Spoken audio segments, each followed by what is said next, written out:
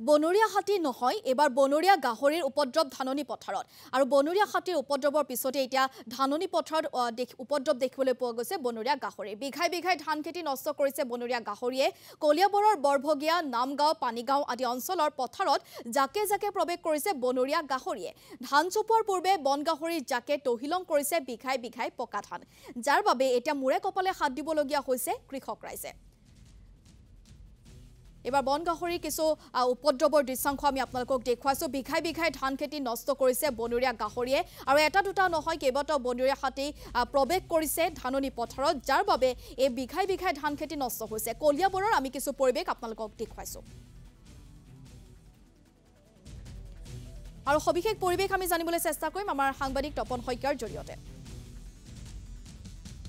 বনৰীয়া হাতী নহয় এইবাৰ বনৰীয়া গাহৰিৰ উপদ্ৰৱ কলিয়াবৰৰ ধাননি পথাৰত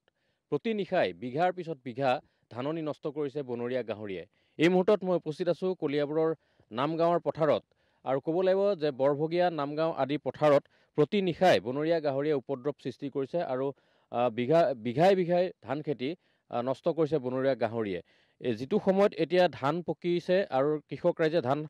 চপাবলৈ ব্যস্ত হৈছে তেনে সময়ত দেখিবলৈ পোৱা গৈছে যে বনৰীয়া গাহৰিয়ে এনেধৰণে ধাননি তহিলং কৰিছে আৰু প্ৰতি নিশাই কেইবা বিঘা ধান খেতি নষ্ট কৰা পৰিলক্ষিত হৈছে বিশেষকৈ নামগাঁও অঞ্চলত নামগাঁও পথাৰত যথেষ্ট ক্ষতিসাধন কৰিছে বনৰীয়া গাহৰি আৰু এই মুহূৰ্তত যেহেতু স্থানীয় কৃষকসকল মোৰ সৈতে আছে তেওঁলোকৰ পৰা মই জানিব বিচাৰিম কেনেধৰণে উপদ্ৰৱ চলাইছে বনৰীয়া গাহৰিয়ে তেওঁলোকৰ পৰা মই কিছু কথা জানিব বিচাৰিছো কেনেকুৱা ধৰণৰ ক্ষতি হৈছে আমাৰ এখন লহকৰ পথাৰত বহুত গাহৰি অন্তত এটা গ্ৰুপত 8টা 10টা গাহৰিয়ে আমাৰ এয়া খেতি দেখিছে নহয় এয়া খেতি ইয়াত তিলক বৰা নামৰ মানুহজনৰ কমেও 3 বিঘা মাটি ইয়াত খেচি গুলি কাটিবলগীয়া নহল আৰু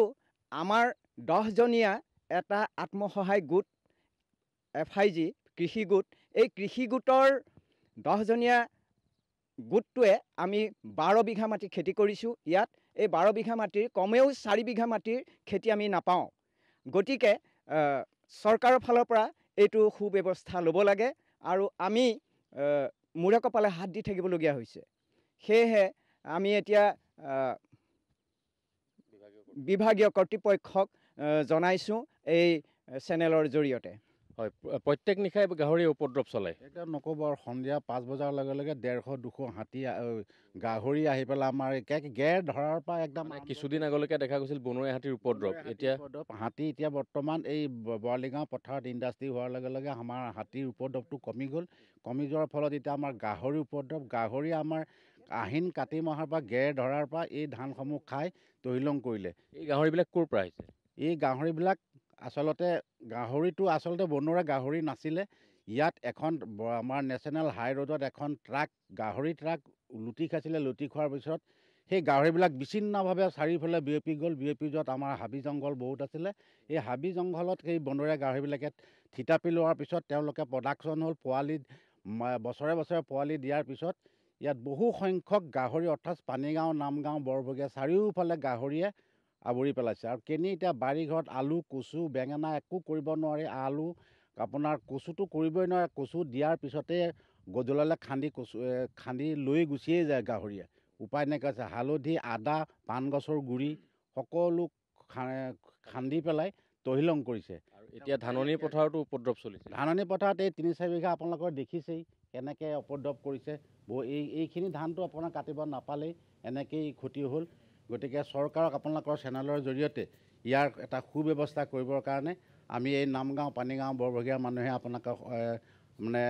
কৰপত্ৰে অনুৰোধ জনাইছোঁ কিবা এটা সুব্যৱস্থা কৰি ইয়াৰ পৰা বিকল্প এটা ব্যৱস্থা কৰি দিয়া যাতে এই মুহূৰ্তত কেমেৰা পাৰ্চন ধন্যবাদ জনাইছো কলিয়াবৰ বিভিন্ন প্ৰান্তত এতিয়া বন গাহৰিৰ যেটো সন্ত্ৰাস আছে আৰু এয়া চাওক খেতি পথাৰ এন্ডে বিঘা বিঘা খেতি পথাৰ যেটো নষ্ট কৰিছে যাৰ বাবে এতিয়া কৃষক ৰাইজৰ মাজতো হাহাকাৰ লাগিছে আৰু কিবা এটা ব্যৱস্থা কৰিবলৈ চৰকাৰক অনুৰোধ জনাইছে